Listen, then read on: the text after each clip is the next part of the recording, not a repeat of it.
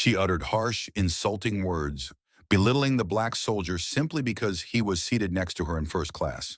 But not long after, the truth came to light, and the woman found herself swept into a series of unforeseen events.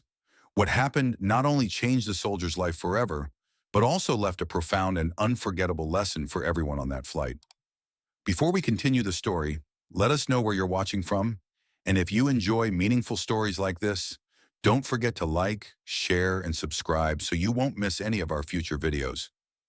In the bustling atmosphere of Silver Coast International Airport, a woman strode confidently through the first-class gate, exuding authority and poise with every step. Her name was Felicity Grayson, a successful executive, but she had no idea that the upcoming encounter would completely upend the life she thought she controlled. She wore a striking yellow tailored suit that hugged her frame, with elegant high heels clicking rhythmically against the marble floor. Felicity was not the type to enjoy waiting, and the delay of her flight to Charleston, where she was scheduled to attend the most important conference of her career, had left her visibly frustrated. The ticking of the watch on her wrist seemed to remind her, time waits for no one. Flight 218 to Charleston is now boarding for first-class passengers, the female announcer's voice echoed. Felicity exhaled in relief, clutching her designer handbag tightly as she headed straight toward the boarding gate. First-class passengers like her were accustomed to comfort and convenience. Upon entering the aircraft's first-class cabin, she raised her eyebrows in approval. The wide leather seats, serene ambiance, and attentive service.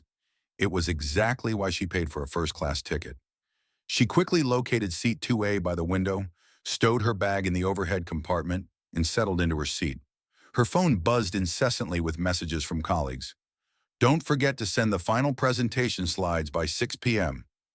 Felicity sighed, trying to push work from her mind and allow herself a moment to relax. A few minutes later, a tall figure appeared in her peripheral vision. Victor Marshall, dressed in a neatly pressed military uniform, entered the cabin. He was tall, broad-shouldered, and carried a calm but slightly fatigued demeanor. The army green duffel bag slung over his shoulder made him stand out even more in the luxurious setting.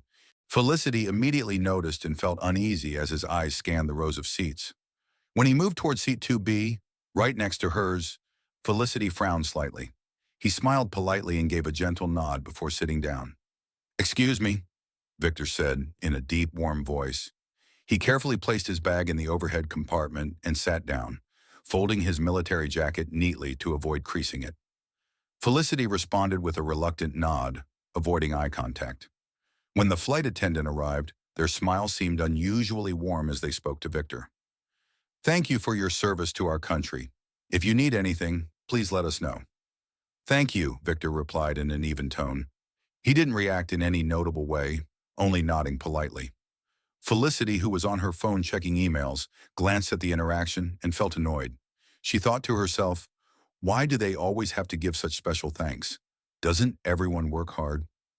A short while later, Victor pulled a small photo from his inner pocket and quietly gazed at it. Felicity glanced over and saw a picture of a little girl, around 8 years old, with her hair tied back in a ponytail and a radiant smile.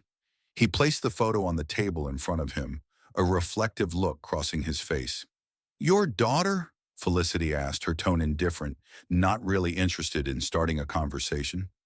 Victor turned to her, a hint of surprise in his eyes before he nodded. "Yes, her name is Ella. I'm on my way to see her." "She must be proud to have a father in the military," Felicity said, though her voice carried a subtle trace of sarcasm that was hard to detect. Victor didn't react. "I hope so," he replied briefly, his eyes returning to the photo. Felicity felt uncomfortable but said nothing further. She turned toward the window, trying to focus on the music playing through her earbuds. Yet the irritation simmered within her, not just because of Victor's presence, but because of something she couldn't quite define. The flight had just taken off, and Felicity thought to herself, I hope this trip ends soon. The plane slowly taxied down the runway, the steady hum of the engines filling the cabin. The atmosphere in first class seemed calm, but for Felicity Grayson, everything felt like it was pushing her to the edge of her patience.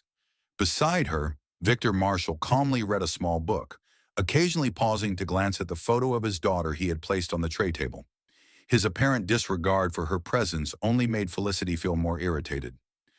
"What would you like to drink?" the flight attendant asked Felicity with a polite smile. But when she turned to Victor, her tone shifted noticeably. "Would you like to try the red wine? It's a special selection we offer exclusively for military personnel." Felicity raised an eyebrow, feeling as though she had been overlooked in the very space where she should have received the utmost attention. She took a sip of her sparkling water, unable to hold back her words. "Being in the military must be nice, especially with perks like this," Felicity said, her sarcasm barely concealed. Victor turned to her slowly, his eyes calm, like an undisturbed lake. "I don't see it as a perk. Sometimes it's just a way for people to say thank you." Felicity gave a dry laugh, feeling a pang of guilt, but maintaining her cold exterior. "Interesting, but I suppose not everyone pays full price for a first-class seat." Victor placed his book down, looking directly at her. "I saved for months to buy this ticket, for my daughter. I'm not looking for handouts or special treatment, Miss Grayson." His tone was steady, but there was a sharp edge beneath it. Felicity froze, surprised that he knew her name. She suddenly remembered her name tag on her luggage but felt thrown off by his response. Unwilling to continue the conversation, she turned to the window, trying to ignore the slight sting she felt inside. Not long after, the flight attendant returned with lunch options: salmon or pasta. Felicity chose the salmon while Victor declined the meal, requesting only water. This time, the flight attendant thanked Victor again for his service, and Felicity could no longer suppress her irritation. "Don't you get tired of hearing people thank you like that?" Felicity blurted out, her tone laced with a hint of mockery. Victor set his water glass down, a flicker of weariness crossing his face. "Number because I know it's not for me. They're thanking those who never made it home." His words felt like a dagger piercing through Felicity's defenses. She remained silent, unable to respond, but a strange discomfort settled deep within her. Victor turned back to the photo of his daughter, his expression softening. Though she didn't want to, Felicity couldn't help but notice the tender look in his eyes as he gazed at the picture. For a brief moment, she realized that perhaps he wasn't the person she had assumed. As the cabin settled into a mid-flight calm, Felicity pretended to listen to music through her earbuds, but her mind refused to focus. She glanced over at Victor and saw him pulling a small notebook from his pocket, hurriedly jotting down a few lines. The handwriting was uneven, but his expression was filled with care and concentration. "What are you writing?" she asked suddenly, perhaps more out of curiosity than genuine interest. Victor seemed slightly surprised, but answered nonetheless. "A note for my daughter. I always write to her when I'm away. Sometimes she reads them to feel like I'm still close." Felicity was momentarily taken aback by the honesty in his response. "Your daughter must be very proud of you," she blurted out, this time without any hint of sarcasm. Victor smiled, but it was tinged with sadness. "Ella is very strong, stronger than I'll ever be." The tension within Felicity seemed to shift. She couldn't fully grasp her own emotions, whether it was guilt or merely confusion at Victor's patience and composure. As the plane began its descent, Felicity felt that this encounter was far from ordinary. Something inside her had begun to stir, small but undeniable, enough to make her think. Felicity Grayson woke up in the luxurious hotel room she had booked in downtown Charleston. Pale golden sunlight filtered through the sheer curtains, illuminating the impeccably arranged space. She reached for her phone on the bedside table and scrolled through a barrage of emails and messages from colleagues. Her important presentation was just a few hours away, but Felicity felt strangely unsettled. Images and words from her encounter with Victor on yesterday's flight lingered in her mind. She wasn't usually one to dwell on others, but Victor's calm demeanor and the sadness in his eyes had left an impression she couldn't shake.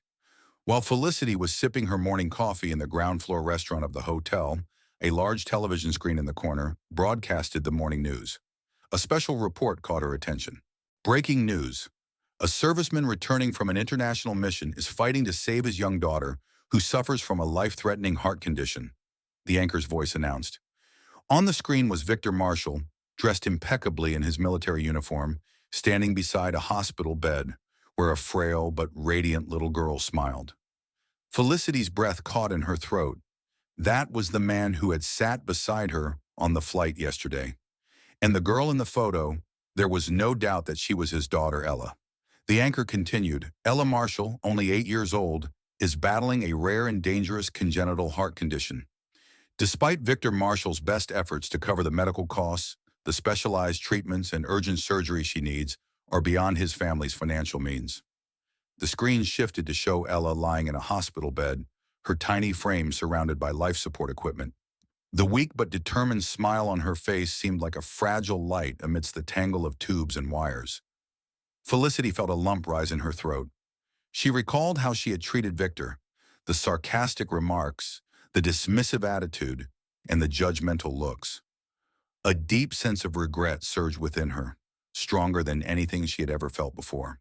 She wondered why Victor hadn't mentioned any of this on the flight. How could he remain so composed and discreet, even while carrying such a heavy burden? Felicity couldn't take her eyes off the screen. As the news segment ended, she stood up abruptly, leaving her coffee and breakfast unfinished. She knew she couldn't just sit still anymore. Back in her hotel room, she opened her laptop and quickly searched for more information about Victor and Ella's condition. A detailed article on a local news site recounted Victor's journey, from his return from an international mission to his ongoing battle with the healthcare system to save his daughter. At the end of the article, there was a link to a fundraising page. The goal was $150,000, but so far only about $40,000 had been raised. Felicity stared at the figure, her chest tightening. She knew that with her financial means, she could contribute significantly to help Victor's family. But would that be enough to atone for her behavior? Sitting down, Felicity entered $10,000 into the donation field. Her finger hovered over the confirm button for a few seconds. A wave of doubt crept in. Will he think I'm doing this just to make myself look good? She clicked the button. A confirmation message appeared on the screen, bringing a momentary sense of relief, but it didn't completely ease her guilt. Felicity knew she needed to do more. A monetary donation, no matter how large, couldn't erase the prejudiced remarks she had made the day before. She resolved to meet Victor and Ella in person, even though she had no idea how Victor would react. Leaning back in her chair, Felicity gazed out the hotel window. Charleston, with its blue skies and radiant sunlight, seemed to be promising a day full of opportunities. But for her, this opportunity wasn't about winning at a conference. It was about doing the right thing. She took a deep breath. It's time to make amends, she told herself. Felicity Grayson stepped through the large glass doors of Morning View Hospital, her heart weighed down by a swirl of emotions. Despite having prepared herself, she still didn't know how to face Victor Marshall, the man she had so unfairly judged on the flight just a day earlier. The hospital hallway carried the faint smell of disinfectant, the stark white light reflecting off pastel-colored walls. The beeping of medical equipment and the hurried footsteps of nurses created an atmosphere of tension. Felicity stopped at the reception desk. A young nurse looked up at her with a professional smile. "Hello, how can I help you?" Felicity gave a faint, awkward smile. "I'm looking for Victor Marshall. He's with his daughter, Ella." The nurse typed into the computer before gesturing down the left hallway. "Room 318. Go to the end of the hall and take a right. But right now they're in the waiting area outside the intensive care unit." "Thank you," Felicity said softly, her chest tightening at the mention of intensive care. As Felicity approached the waiting area, she saw Victor from a distance. He was standing in front of a large window, his broad shoulders hunched as if carrying the weight of the world. He wore a simple sweater instead of the neatly pressed uniform he'd had on the previous day. In his hand was a worn paper cup, though it didn't seem like he was drinking from it. Felicity took a deep breath and stepped closer. "Hello," she said, her voice so quiet that even she barely recognized it. Victor turned, a flicker of surprise crossing his face, but his eyes quickly became guarded. "Ms. Grayson?" he asked, his tone calm but unable to hide his confusion. "What are you doing here?" Felicity bit her lip. I saw the news about you and Ella this morning. I wanted to help." Victor studied her for a long moment, his gaze sharp and probing. "I don't need pity," he said, his voice low but edged with steel. "It's not pity," Felicity quickly replied. "Yesterday I was wrong. I behaved poorly, and after learning what you're going through, I want to do something to help if you'll allow me. Victor remained silent. He studied her for a long moment, as if weighing the sincerity of her words. Finally, he gave a small nod. Ella is in the intensive care unit.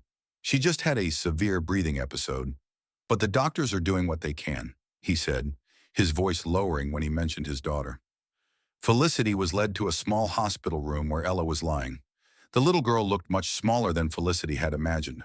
Wires and medical equipment surrounded her fragile body, yet her thin face lit up with a faint smile when she saw Victor walk in. Daddy? Ella llamó. Su voz débil, pero sus ojos brillantes. Victor moved to her side, sitting by the bed and taking her tiny hand in his. I'm here, Ella, he said gently. Felicity stood in the doorway, feeling like an outsider, but she couldn't take her eyes off the touching scene. Victor turned back to look at her, as if to indicate she could step inside. Hello, Ella, Felicity said, her voice as soft as she could manage. I'm Felicity. I met your dad on the plane yesterday. Ella gave a weak smile. Are you Daddy's friend? Felicity hesitated for a moment, glancing at Victor before replying. I hope so, if your dad will let me. Victor gave a small smile but said nothing. When Ella drifted off to sleep, Victor and Felicity stepped out into the hallway. I don't know how much you really want to help, Victor said, his tone no longer as cold as before. But if you're serious about it, we should talk. Felicity nodded, feeling as though she had just passed an important test. Felicity stepped out of Morningview Hospital, her heart heavy. The image of Ella lying in the hospital bed, her fragile smile etched on her face, lingered in her mind. The little girl was so small, so vulnerable to be facing such a harsh illness. Emotions Felicity had suppressed for years in the pursuit of her career suddenly came flooding back. Sitting in her car, she gripped the steering wheel tightly, staring blankly ahead. She knew she needed to do something, not just to atone for her behavior, but to help Victor and Ella through this difficult time. Back at the hotel, Felicity immediately opened her laptop and accessed the fundraising page she had found earlier that morning. She decided to increase her donation from $10,000 to $20,000. This wasn't a gesture of showmanship. It was a compulsion from her conscience. However, Felicity knew that money alone wouldn't solve everything. She began devising a more concrete plan. With her connections in the business and financial world, she realized she could help Victor raise additional funds or identify other sources of medical support. As she was typing emails to colleagues asking them to help amplify the fundraising campaign, her phone rang. The number on the screen was unfamiliar, but she answered it anyway. Is this Felicity Grayson? Victor's deep, serious voice came through the line. Yes, it is, she replied, surprised. I wanted to thank you for your donation, Victor said. I received the notification, and I have to admit, I didn't expect you to do that. Felicity smiled faintly, even though Victor couldn't see it. It's the least I can do. I want to do more. To be honest, I'm not sure how to thank you, Victor said, his voice softening slightly. But if you really want to help, there's something I'm struggling to figure out. What is it? Felicity asked, her curiosity piqued. The hospital has recommended transferring Ella to a specialist heart surgeon in another state, but the cost of transport and arranging everything is overwhelming. I'm not sure how I can manage it. Felicity thought for a moment. All right, let me look into it. I have a few connections in the medical and transportation fields. Maybe we can figure something out. Victor was silent for a moment, as if weighing something in his mind. Thank you. I truly appreciate it. Felicity began making calls to some friends in her network, asking them to share the fundraising campaign and connect her with medical charities. To her surprise, several of them not only agreed to donate, but also promised to feature Ella's story on major social media platforms.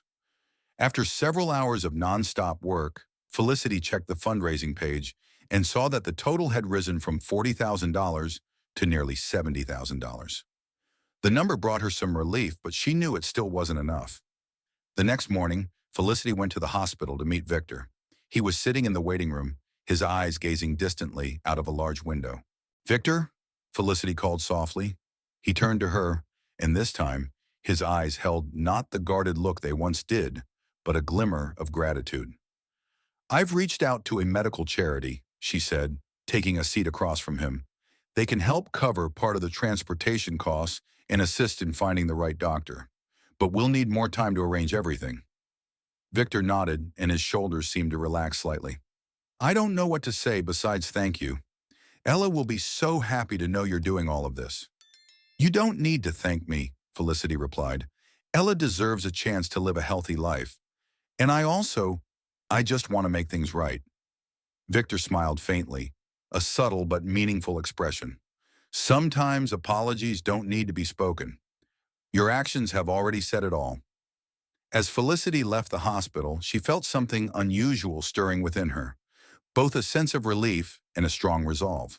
For the first time in years, she felt like she was doing something truly meaningful, not just to atone for her mistakes, but to become a better version of herself.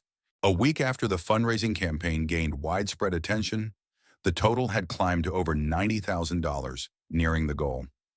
Felicity spent most of her free time coordinating the campaign, reaching out to charitable organizations, and even garnering attention from media outlets. Although her corporate work still demanded her focus, she realized she no longer felt the same pressure as before. It seemed that whenever she thought of Ella, everything else became far less important. That morning, while sipping her coffee in the hotel's workspace, Felicity's phone rang. Seeing Victor's name on the screen, she answered immediately. Hi, Victor. What's going on? She asked, detecting the tension in his voice. Felicity, I just got news from the hospital. The surgeon we were hoping would perform Ella's surgery can't take her case. The waiting list is too long, and they said they don't have the resources to prioritize her, Victor said, his voice trembling slightly with a worry Felicity had never heard from him before. Felicity was silent for a moment, trying to process the information. But you said this was the best doctor for Ella's condition. That's right, Victor sighed. But they said she would need to wait at least 6 months, and Ella can't wait that long. Felicity could hear the despair in his voice. She gripped her phone tightly, a wave of anger and helplessness welling up inside her.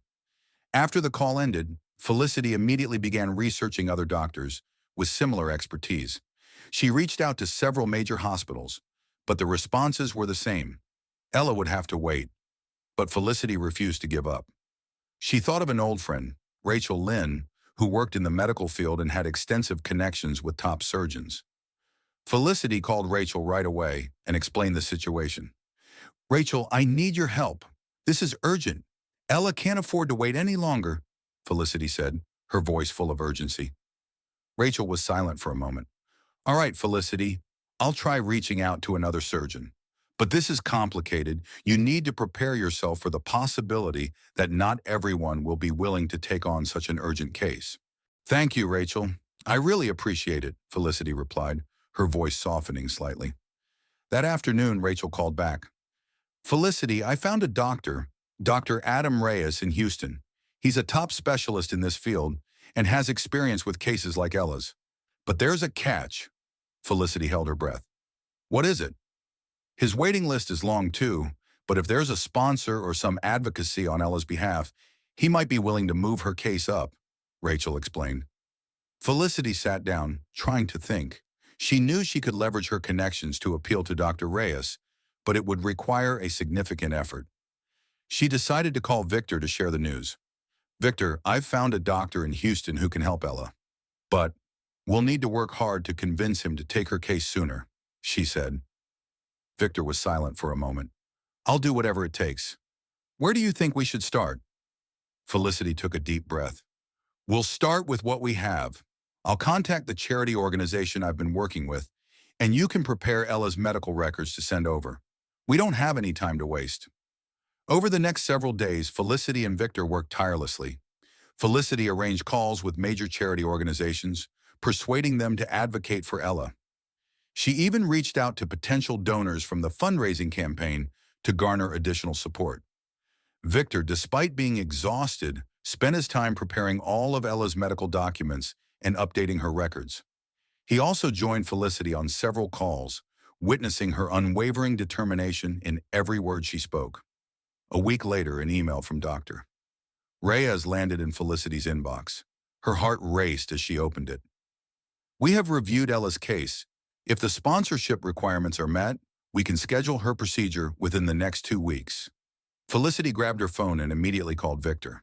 When he answered, she said, Victor, We've taken the first big step. Ella has a chance.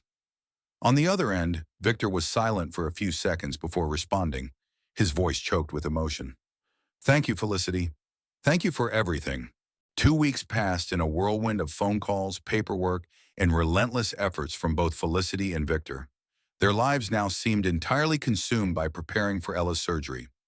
Felicity, accustomed to the fast-paced demands of the corporate world, realized that what she was doing for Ella meant more than any project she'd ever worked on. But beneath it all was a simmering tension. Both Felicity and Victor understood that all their efforts hinged on a fragile chance. Ella had to make it through the surgery. One morning, Felicity arrived at Morningview Hospital to meet Victor and finalize the details before they took Ella to Houston. As she stepped into the waiting area, she saw Victor sitting on a wooden chair, gripping a necklace with a wedding ring dangling from it. His gaze was distant, fixed on the window, weary yet resolute. Victor, Felicity called softly, approaching him. He lifted his head and gave her a faint, strained smile. Hi, I was just thinking about my wife. She was always stronger than me. If she were here, I know everything would feel a lot easier. Felicity remained quiet, sensing the deep pain Victor was trying to conceal. How long has she been gone? She asked gently. 6 years, a car accident. I still remember that day like it was yesterday, but the worst part was telling Ella. She was only 2 when her mom left us, Victor said, his voice catching slightly. Felicity didn't know what to say.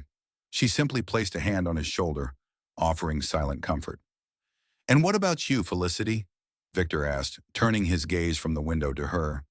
Why are you putting so much time and effort into helping Ella? You said it's to make amends, but I think there's more to it than that. Felicity hesitated, then took a deep breath. I guess I forgot how to connect with people. I've been so focused on work, on proving my worth, that I lost sight of what really matters. She paused, her gaze distant. I don't have a family to lean on. Growing up in an orphanage, I learned that if I didn't stand up for myself, no one else would. But seeing you and Ella made me realize I need to change. Victor said nothing, only nodded, but his expression softened, as if he understood exactly what she was feeling. The next day, Felicity joined Victor and Ella on the flight to Houston. Felicity kept reviewing her checklist. The insurance paperwork was complete, the medical team at Houston's hospital was ready, and Dr. Adam Reyes had confirmed the appointment. Ella, though she looked weaker than she had a few days ago, managed to smile as Victor placed her in a wheelchair. We're going to see the best doctor, right, Daddy? Victor knelt down and hugged his daughter. That's right, Ella. The doctor's going to help you get better. Standing nearby, Felicity felt a surge of emotion at the bond between the father and daughter. When they arrived at the Houston hospital, they were taken directly to the intensive care unit. Dr. Adam Reyes, a middle-aged man with a serious demeanor but warm eyes, met them immediately. Victor, Felicity, I've reviewed Ella's case. This will be a complicated surgery, but we have the best team to handle it, he said confidently. Victor felt as though a weight had been lifted from his chest. Thank you, Dr. Reyes. I'm ready to do whatever it takes. Felicity stood beside Victor and nodded. If there's anything we can do to help, please let us know. The best thing you can do right now is be there for Ella, Dr. Reyes replied. That evening, after Ella had been taken to the pre-surgery waiting area, Felicity and Victor sat together in the hospital waiting room. Neither spoke, but the silence wasn't heavy. Instead, it felt like an unspoken promise that they would face this challenge together. Thank you, Felicity, Victor said quietly, breaking the silence. I don't know if I could do this without you. Felicity turned to him, a faint smile on her face. You don't need to thank me. I'm here not just for Ella, but because I know you both deserve help. As the lights in the hospital corridor dimmed, Victor and Felicity sat together, waiting. In that moment, they were no longer strangers who had crossed paths on a flight. They had become allies, united in a shared goal, to save Ella. At the party, Ella ran around wearing her new light-up sneakers, a gift from Felicity. Her laughter echoed as she played with her friends, and Felicity felt her heart fill with joy. Thank you, Felicity, Victor said, standing beside her as they watched Ella play. Not just for everything you've done for Ella, but for the way you've been here for us. You've become a part of our family. Felicity smiled, for the first time truly understanding the meaning of the word family. Thank you, Victor. You and Ella have given me more than I could have ever imagined. A few months later, Felicity returned to work at her company, but she was no longer the same person. Professional success was no longer everything to her. She began advocating for the company to participate in charitable projects, especially programs that supported children with serious illnesses and military families. Ella continued to recover, gradually returning to a normal life like any other child. Felicity remained a frequent visitor to Ella and Victor, becoming a close friend to their family. One afternoon, Felicity and Victor sat together in a park, watching Ella run and play with other children. "Victor," Felicity said, her eyes following Ella, "thank you for giving me the chance to be a part of your lives." Victor turned to her, his smile warm. "No, Felicity, it's Ella and I who should thank you. You didn't just save my daughter. You saved me too."